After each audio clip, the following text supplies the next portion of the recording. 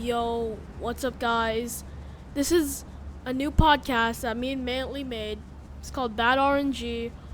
We're gonna be discussing about the Fortnite news, Fortnite competitive, and other stuff.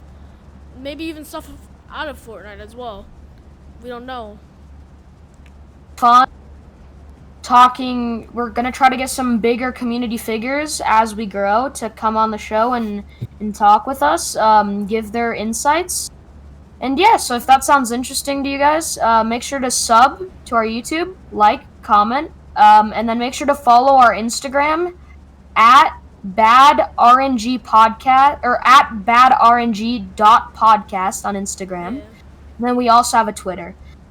So the first thing I'd like to touch on today, this happened towards the beginning of the week. Chipotle Cup Grand Finals happened, and probably the biggest story coming out of that. Oh, and Edgy's trio won. That was one of the that is who won. So that's always going to be talked about. Yeah. But I'd argue the bigger story is Dubs and Mega's trio, getting contested by Mongrel, Bucky, and Creo. Mongrel on about 100 ping, playing on NA East, by the way, because that's where this was hosted. Yeah. And so yeah, they contested each other lazy, and every single game, Mongrel's trio came out, all three of them alive, and Dubs' trio ended up with less points than Juju Smith-Schuster, I don't even NFL wide receiver. I don't even think Dubs, Mega, and Riverson even got 1 point at that tournament. Yeah. Yeah. And as you can imagine, Dubs being top tier competitor, he was not having this. And shortly after the tournament, he tweeted out looking for a trio. So this has a big impact on the NA East comp scene because Dubs, Mega, always been a dominant duo. And with Riverson as their third, that's a scary trio. And they have a lot of chemistry. They've been perm trioing for the last 6 months. And the fact that they're going to be taken out, essentially, of NA East competition and have to restart with a new trio, assuming this wasn't an impression farm. I haven't checked in on Twitter on Dubs again to see if he found another trio, if he's staying with Mega and River. But yeah, it was pretty embarrassing Fortnite, to be honest with you. I watched most of the games, and getting dumpstered by...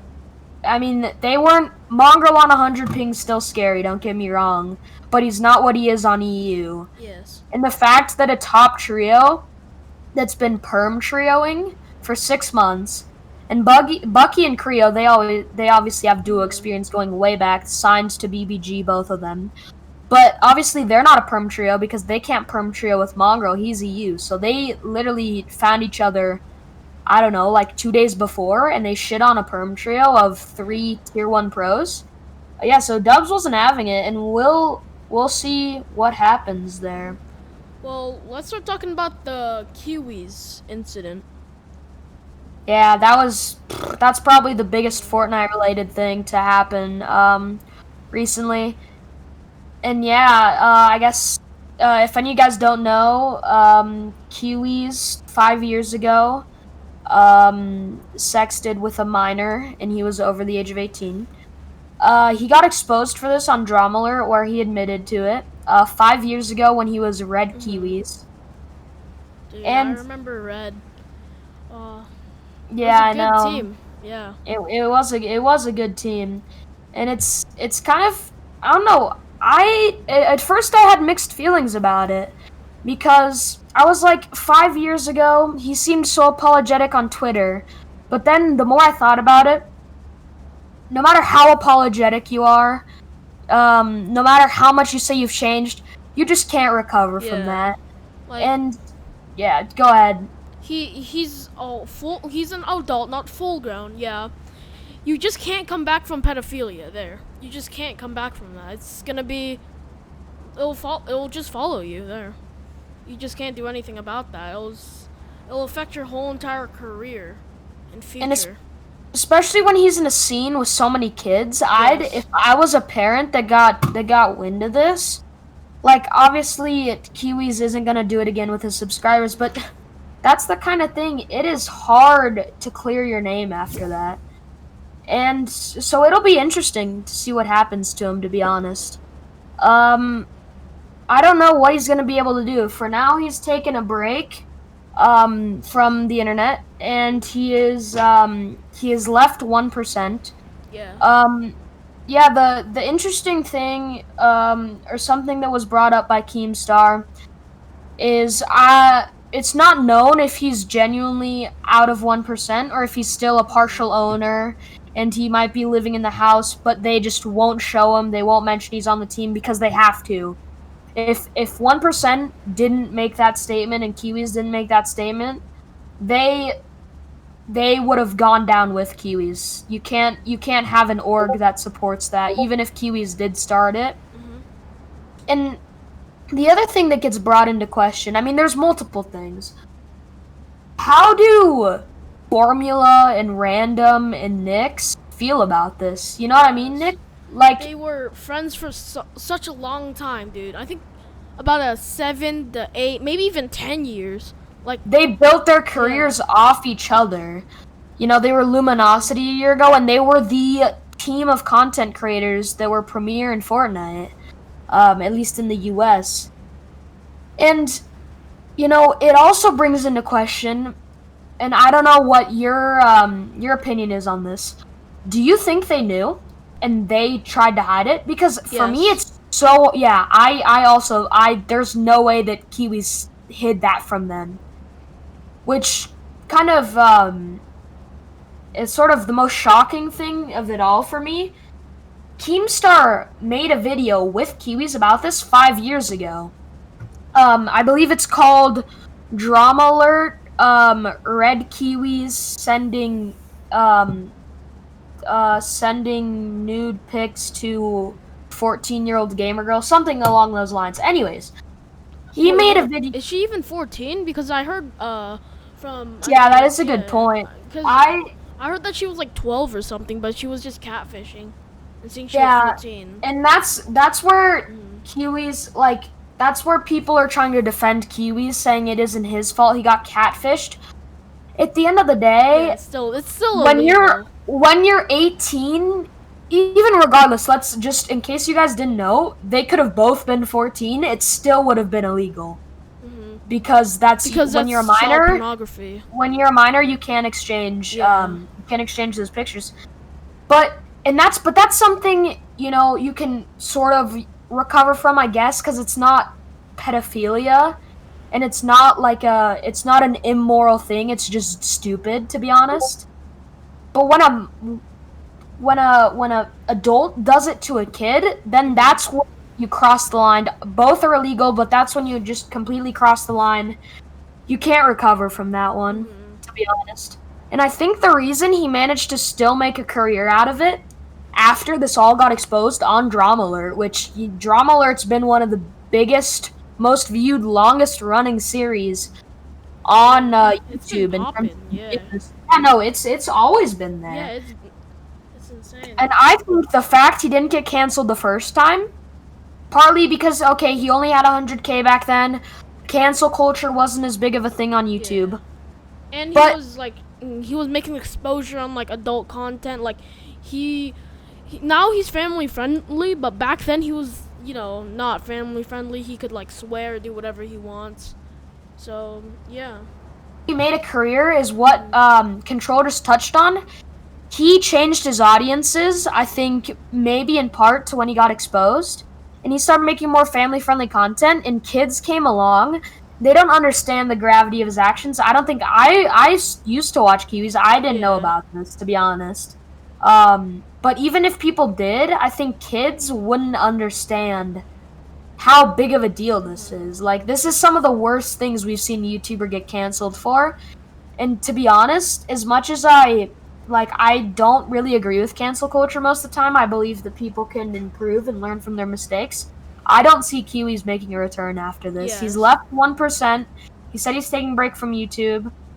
And one more thing before we move on, and this kind of makes me sad, and this is where sometimes, you know, the calm needs to step back. Because I know Orange, a young pro player, content creator who was duoing with Kiwis. That was kind of his rise to popularity was because Kiwis duoed with him. And he was getting threats. He was getting people doxing him. And I don't think that's okay, to be honest, because Orange is a minor, and I guarantee he had no clue the extent of this. Yes. Like, I think he probably knew about, maybe more about Kiwis than me or you do. But I don't think he was, I don't think he ever met him in real life. And I don't think he fully knew, like, Kiwi's backstory. Yeah. And so, obviously, he's gonna rush to defend his teammate, but shortly afterwards, he realized that Kiwis was in the wrong, and he quickly stopped defending him. And yeah, that's where I think there are still some faults in this comm, and that's something that really shouldn't happen. I don't think, I don't think that should happen. Cross the line at canceling Kiwis, maybe, but don't go after people that are close to him. Don't drag them into it. So kind of changing the mood a little bit, something positive, at least, I don't know, as a competitive player, I don't know, Control most likely feels the same. I was very excited that Epic announced that Trios was gonna be competitive FNCS format for all of 2021. And to be honest, my favorite team format is duos. Yes, but that's not. Mine is solos. But that's not the reason that I was happy. I didn't love trios that much, and now I'm scrimming almost every day. I'm starting to like it more. But the fact that you get one good trio and you learn to play with them, and then you can play FNCS with them for the next year, that's so huge. And I think at the comp level we'll see that, and at the pro level, that'll be so huge. Just in terms, we talked about dubs mega splitting, or most likely splitting, not for sure. But yeah, you get a dominant trio, and I think we're gonna start seeing trios go back to back and start winning FNCS and just start dominating. Because when you don't have to relearn how to play with each other every season, man, they're gonna be able to pick up where they left off every season, and that's gonna be scary and very fun to watch as well. Hold up, in 1 year is Chapter 3, right? Yeah, I think so, right? Unless Epic decides to change up the season schedule and make season longer, I do believe it will be. Yeah. And honestly, I hope Epic keeps, because to be honest, my biggest gripe with Epic is I feel like they favor their casual audience more than their comp. And it makes sense because casuals, to be honest, most casuals I know spend way more money on the game than I do as a comp player. And, casuals ask their parents to buy skins. They're usually younger. As comp players, we just grind the game to get good at it. Yeah. And, I mean, by no means am I a pro. Neither is Nick. But we still grind the game and try to place well. Our biggest, we do play it because it's fun, but we're not trying to, like, get all the skins and that kind of stuff and do the challenges and buy the battle pass. And so that, I mean, it makes sense. Epic wants to make the most money. But I think this is a big step in terms of clarifying and I don't know, making their community more informed. And then the other thing, like early in the season, like 4 days into the season, charges got a big buff. Because pro players immediately were complaining, especially keyboard and mouse, rightfully so. Let's be honest here. The shotguns were pretty shit at the first few days of the season. I mean, and there was controller players that were holding 2 P90s, Riftfish, and heals, and they were pooping all over kids. That is facts, dude. And like keyboard and mouse players can't do shit. They're holding tax and hitting, it sounded like people were calling out lottery numbers. They were going 30, 47, 20, and it's just so, there was no consistency. The skill and crosshair placement seemingly got chucked out the window and pooped on. Like there was no shotgun skill at the beginning of the season, Yeah. and Epic, for the first time in I don't know how long, listened to their comm. They buffed the charge in almost any way to make it a viable shotgun. And now I'm honestly having, Yeah. the Spaz will always be the best gun in the game and will always be my favorite gun in the game. But I'm actually shotgun meta apart. Like at the beginning of the season, the shotgun meta was the only bad thing about the season. Let's be real here. Yeah. There was no OP mythics. There was no drop spot where half the lobby died and you were getting 10-person endgames. In high level comp, in scrims, in champs, in DreamHack, FNCS, or not FN, we haven't had FNCS, but and so yeah, and then now the shotgun meta, I'm starting to get more used to it. Yeah. It'll never be better than the Spaz, but I'm actually having quite a lot of fun this season playing comp. And It has to be one of the best seasons for comp.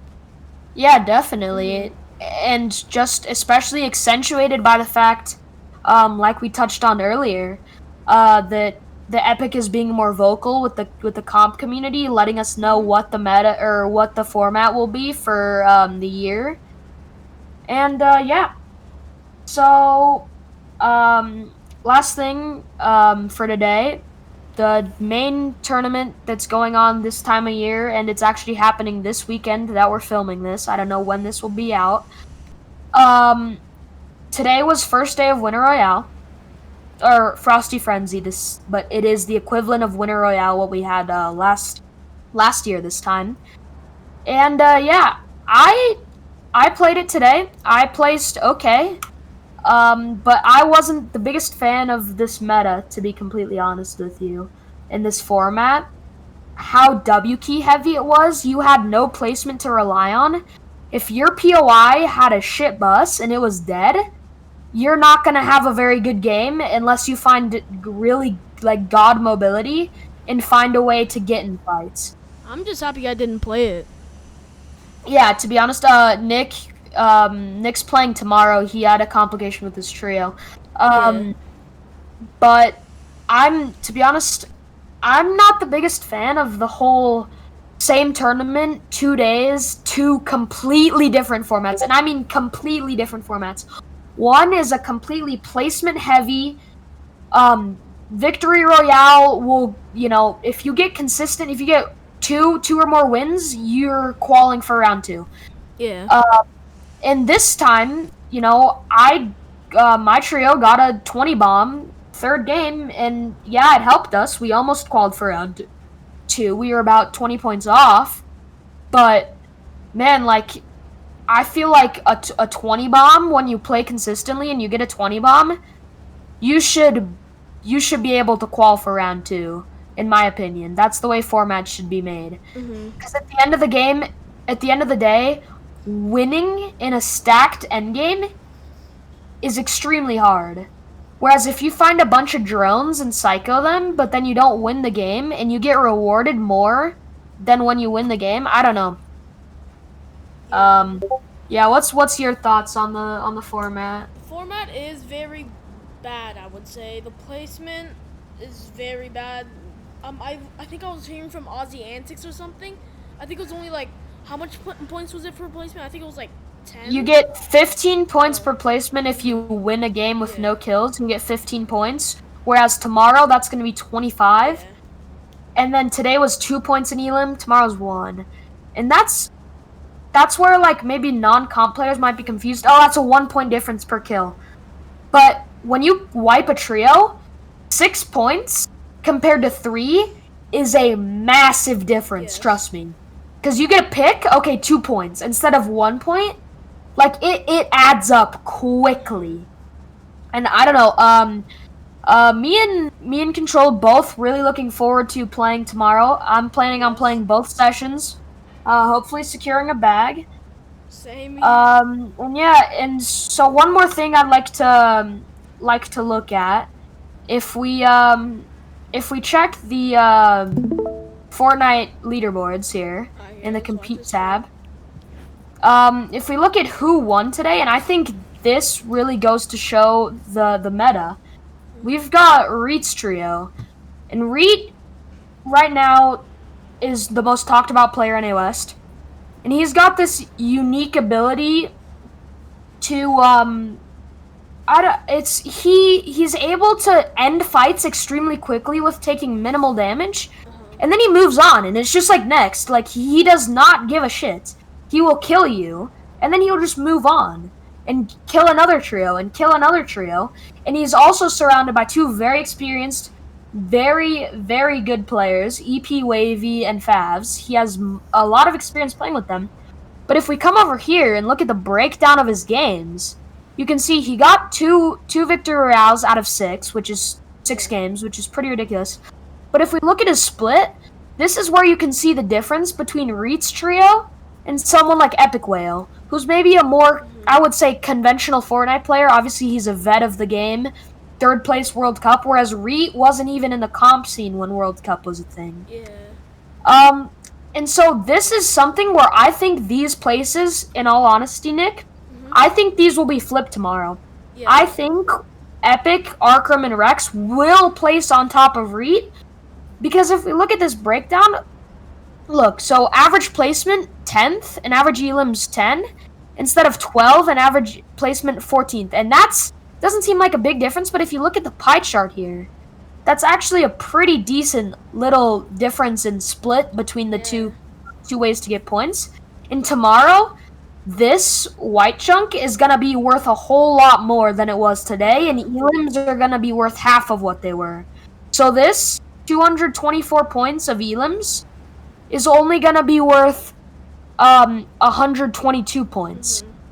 In this placement, I can't do the math right now, but that's going to be worth, I would say, like 130 points. So this split is going to be way more 50-50 and probably leaning towards the placement side. So, honestly, tomorrow, me and my trio are going to try to win games. That's our game plan going into it. Today was try to get elims, and tomorrow we're just going to try to win games. I don't know if this is going to come out tonight. I would encourage you guys to do the same. Win games, get kills endgame, but play for endgame. And then the one last thing, kind of, you can't have Fortnite without drama and people getting pissed at Epic. Prize pool was a big, drama for this, because Winner Royale probably has the most, it's known in the comm as the easiest way to get earnings. And in the fact that they, and pros aren't really happy with this, because when they win a tournament, they want to get a significant more amount of money than kids that place top 100. But there was only a $400 difference. And I can see how that pisses some pros off. If I'm a top pro, but people that are placing 99 spots lower than me if I win, that, probably they obviously they didn't play as well. Yeah, as a pro, I think they should get less money. However, neither of us are pros. We're just comp players. I like Winner Royale because it's not donating money to top pros. However, this prize pool was pretty interesting because it was split thin and wide, and it also varied heavily between servers. So me and Control, both NA West comp players, and I've gotten used to it, but it still pisses me off when I see EU top 400 gets the same amount of money as top 100 for us. Especially when we have less players in our servers, but we still have some gods we have to play against. And let's be real, people tweeting, no one wants Reed on their server. And Epic Whale got 3rd World Cup. So West isn't a shit server, isn't an irrelevant server, but we don't get very good prize money. And the last kind of prize money drama in the comm was with console pros. They were, to be honest, a lot of them were fuming. because they didn't get split. They didn't get split prize pools, and I've played on console before, Yeah. and you can't really compete with PC, especially endgame, can you, Nick? Like, Mhm. it's pretty damn tough, especially when you're, a lot of players haven't gotten their chance to get on the next gen consoles, Yes. and so you're rocking 30 frames endgame. Like, you might as well be playing on a can of baked beans.